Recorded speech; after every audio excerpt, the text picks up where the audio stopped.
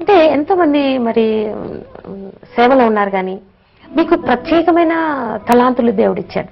మాకు బాగా తెలుసు మీ మినిస్ట్రీ గురించి, ఎందుకంటే సాధారణంగా టీవీలో ఎక్కువగా చూస్తుంటాం కనుక ఈ ప్రత్యేకమైన తలాంతుల గురించి కొంచెం మాకు చెప్పండి. దేవుడు ఏ విధంగా మిమ్మల్ని వాడుకుంటున్నారు? అట్లా నాకు ఓకే. సో మా వ్యక్తిగత అనుభవం ఒకటే అక్క, రెగ్యులర్ గా Holy Spirit is a person just like Jesus. Amen. He is a friend, ఆయన ఒక స్నేహితుడు లాంటి, he is a daddy, he is our comforter, he is our guide. So ఎప్పుడు మేము వెళ్ళినా మేమిద్దరంగా ఫీల్ కాము. మా ప్రక్కన ఒక అదృశ్యమైన వ్యక్తి, his name is Jesus Christ of Nazareth అనే ధైర్యంతో ఎక్కడికైనా మేము బోల్డ్ గా మూవ్ అవుతా ఉంటాము. సో మాలో ఏం లేదు, కానీ మా ప్రక్కలో ఆయన ఉన్నంత కాలం ఎవ్రీథింగ్ ఈజ్ పాసిబుల్ అనే ధైర్యంతో మేము ముందుకు సాగిపోతుంటాం. సో ఆ విధంగానే నా ప్రక్కలో ఆయన ఉన్నాడు కాబట్టి 9 gifts of the Holy Spirit regular గా యాక్టివేషన్ అనేది అదే ధైర్యం అక్క. సో ప్రాఫెసీ చెప్పేవాడు ఆయన్ని, హీలింగ్స్ చేసేవాడు ఆయననే, వివేచన వరం ఆయన ద్వారానే మూవ్ అవుతుంటది. So 9 gifts of the Holy Spirit, ఆ యొక్క గిఫ్ట్స్ మూవ్ కావటానికి ఆయన మా ప్రక్కలో ఉన్నాడు. ఏ టైంలో ఏ గిఫ్ట్ ని ఆపరేట్ చేయాలో హీ గైడ్స్ us. ఆ విధంగా. సో నా వ్యక్తిగత అనుభవం అదే, ఆమె అనుభవం కూడా అదే. వ్యక్తిగతంగా కూడా నేను యేసయ్య తర్వాతనే ఆమెను ప్రేమిస్తా. ఇది గొప్ప సంగతి. ఆమె కూడా యేసయ్య తర్వాతనే నన్ను ప్రేమిస్తుంది. మేమిద్దరం కూడా కొన్నిసార్లు మాట్లాడుకుంటాం, యేసయ్య కంటే నువ్వు నన్ను ప్రేమించొద్దురా, నువ్వు సిస్టర్ ఐ మీన్ వైఫ్ కూడా అంటది, యేసయ్య కంటే మీరు నన్ను ఎక్కువ ప్రేమించొద్దండి. సో మా లైఫ్ లో యేసయ్య తర్వాతనే నా భార్య అయినా, నా పిల్లలైనా, నా మినిస్ట్రీ అయినా. సో రెగ్యులర్ గా ఆయనకి మేము ఇంపార్టెన్స్ ఇస్తున్నాం కాబట్టి, ఆయన ఫస్ట్ ప్లేస్ మా లైఫ్ లో ఇస్తున్నాం కాబట్టి ఆయన ఈ రోజు దాకా ఈ స్థితిలోకి మమ్మల్ని తీసుకొని వచ్చినాడు. అంటే పరిచర్యలో ఎంటర్ అయినప్పుడు అసలు మాకు ఎటువంటి సోర్స్ లేవు. అంటే జస్ట్ మేమిద్దరం అంటే ఈ ఫైనాన్షియల్ క్రైసిస్ లో నుండి జస్ట్ ఇట్లా రిలీజ్ అయిన వెంటనే దేవుడు మినిస్ట్రీలోకి తీసుకొచ్చినాక, అంటే మాకంటూ గైడ్ చేయటానికి జస్ట్ మమ్మల్ని నడిపించి ప్రోత్సాహపరిచేవారంటూ చాలా తక్కువ.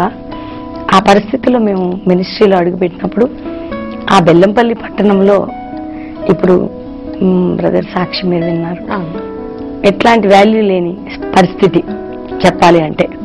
ఎందుకంటే ఆయన లైఫ్ అంతా బెల్లంపల్లిలో తెలుసు, ఎలా ఉన్నారు, ఎలా పెరిగాడు, ఏంటి అనేది.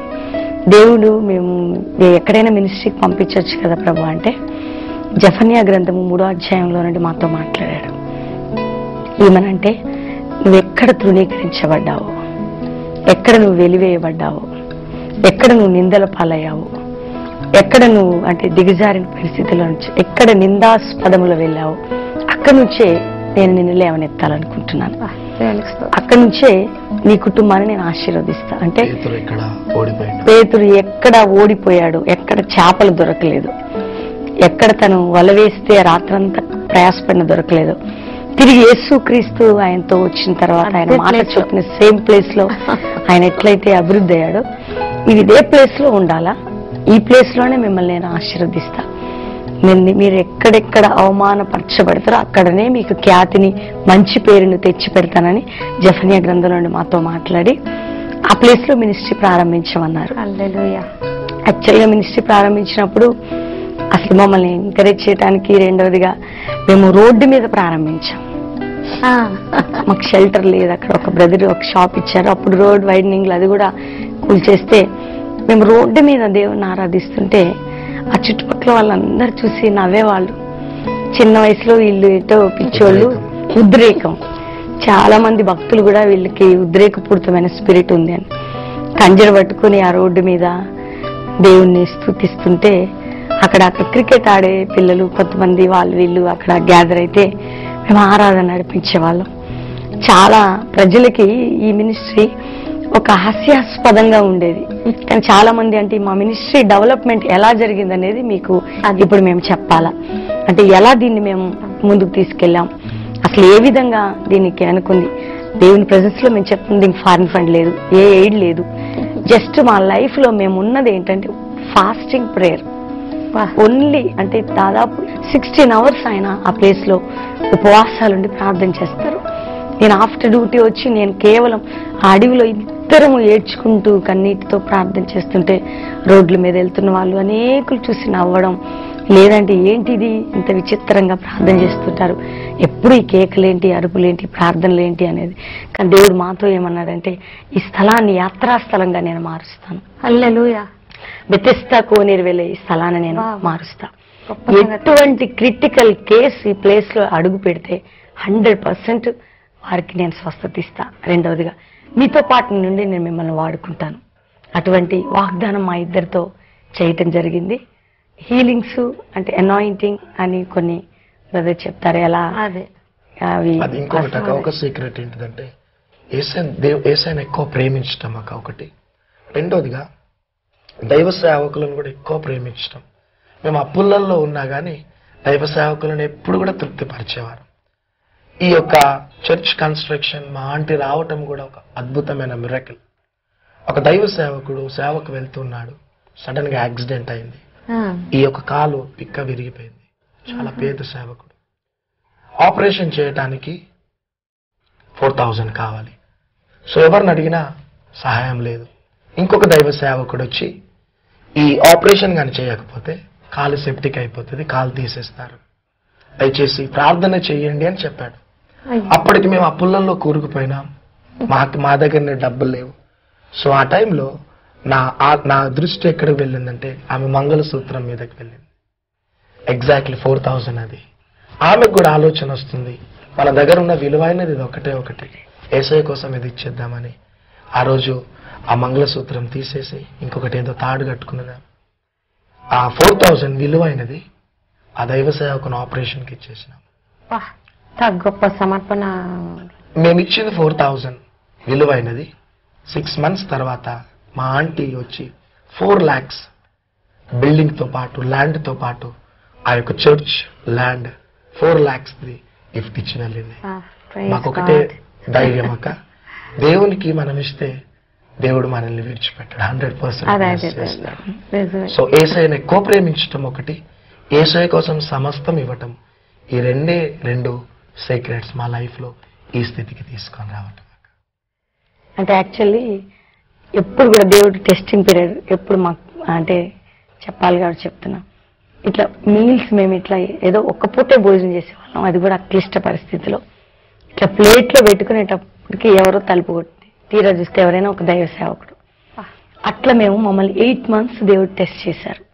మా ప్లేట్లో మీల్స్ వెంటనే వచ్చిన ఆ సేవకునికి మేము ఎట్లా ఇస్తున్నాం, అంటే ఏ మనసుతో మేము ఇస్తున్నాం, ఒకవేళ అయ్యో వచ్చారులే అని ఇస్తున్నామా, అట్లా కాకుండా. అందుకని మా జీవితంలో మేము నేర్చుకున్న ప్రాముఖ్యమైన అనుభవం ఆతిథ్యం. అది మాత్రం ఒకటి మీకు తెలియకనే దేవదూతలకు ఆతిథ్యం ఇచ్చారు అబ్రహాం లాగా. అట్లా 8 months ఆఫ్టర్నూన్ మేము కొంచెం మీల్స్ ఆ కొద్దిగానే ఆ ఎవరి సేవకులు వస్తే వాళ్ళకి పెట్టి సంతోషంగా నీళ్లు తాగి డ్యూటీకి వెళ్ళిపోయేదాన్ని, బ్రదర్ ప్రేయర్లోకి వెళ్ళిపోయేవాళ్ళు. అట్లా 8 months దేవుడు మమ్మల్ని టెస్టింగ్ పీరియడ్ లోకి వెళ్ళిన తర్వాత ఈరోజు అంటే ఒక్క వ్యక్తికి కాదు, ఎన్ని వందల మంది వచ్చినా మేము భోజనం పెట్టగలం. హల్లెలూయా. ఎన్ని వేల మంది వచ్చినా కానీ భోజనం పెట్టగలం. అంటే దేవుడు పెట్టిన ప్రతి పరీక్షలో మీరు పాస్ అయ్యారు. అంటే ఈ మా ఫ్రెండ్స్ లో మీటింగ్స్ జరుగుతుంటాయి, ఎంతమంది వస్తే అన్ని పూటలు అన్ని వేల మందికి కానీ 100 మందికి భోజనం పెట్టడానికి కారణం అంటే బ్రదరు భోజనం లేక మీటింగ్కి వెళ్ళాడు, అక్కడ వాక్యం విన్నాడు, తను రక్షించబడ్డాడు విశ్వవాణి మీటింగ్ లో. సో భోజనం కోసం వెళ్ళి నేను క్రీస్తుని అంగీకరించినాను కాబట్టి లైఫ్ లాంగ్ గా వచ్చిన వారికి అంత అది ఆ ప్రొవిజన్స్ ప్రొవైడ్ చేయాలి. ఒకవేళ మరి కాన్సెప్ట్ చాలా బాగుంది, ఎందుకంటే భోజనానికి వచ్చిన వాళ్ళే ఉండొచ్చు దాంట్లో, కానీ వచ్చిన తర్వాత తప్పకుండా మీలాగా ఆత్మీయమైన ఆహారం. ఇప్పుడున్న క్లిష్ట పరిస్థితిలో ఒకవేళ ఆశ్రయం లేక వచ్చి ఒక రోజు తినండి 2 రోజులు తినని, కానీ లక్షలు ఇచ్చిన ఒక ఆత్మ రక్షణలోకి రాదు. కాబట్టి ఆ వ్యక్తులు అంటే చాలా మంది మమ్మల్ని అంటారు, చాలా వట్టిగా వచ్చి మీ ప్రెమిసెస్ తిని వెళ్తుంటారు. కానీ మేము పెట్టేది మా కష్టార్జితం కాదు, దేవుడు మాకు ఇస్తున్నాడు, పెడుతున్నాం. కానీ దాని వలన ఏదో ఒక్కరోజు 100% మేము నమ్ముతున్నాం. అలా ఎంతో మంది మా దగ్గర యేసు ప్రభువుని ఎరిగిన వారు ఉన్నారు. ఆ ప్రాంగణం కూడా ప్రార్థన స్థలం అంటే ఎప్పుడు కూడా 24 hours అక్కడ ప్రేయర్స్ జరుగుతుంటాయి. ఆ ప్రాంగణంలోకి ఎప్పుడు ప్రజలు వస్తుంటారు, వెళ్తుంటారు. మాతో పాటు 30-40 మెంబర్స్ ఎప్పుడు కూడా స్టిల్ ఉంటారు. ఎందుకంటే ప్రే టవర్ మినిస్ట్రీ ఉంది, మాకు బైబిల్ కాలేజీ పరిచయం ఉంది. ఇది కాక మాతో పాటు ఉండిపోయే వాళ్ళు ఉన్నారు. ఈ పరిచర్యలో అంటే మేము ఈ బ్యాక్ సపోర్ట్ ఉన్నది ఏంటంటే అందరినీ వదులుకొని వచ్చాం, ఎవరి సపోర్ట్ లేదు, అందరితో దూరం అయిపోయిన స్థితి. మాకున్నది ఏంటంటే మమ్మల్ని ఎంకరేజ్ చేసే సంఘము, ప్రేయర్ సపోర్ట్ ఉంది బ్యాక్ నుండి. ప్రార్థన సహకారం అనేది దేవుడు మాకు అనుగ్రహించినటువంటి ప్రాముఖ్యమైనటువంటి పరిచర్య. దాన్ని బట్టి మేము కొనసాగలుగుతున్నాం. మరి కొన్ని స్వస్థతలు, ప్రత్యేకమైన స్వస్థతలు యేసుప్రభు మీ ద్వారా ఇలా చేయించాడు, అవి కొన్ని కొంచెం పంచుకోండి. So especially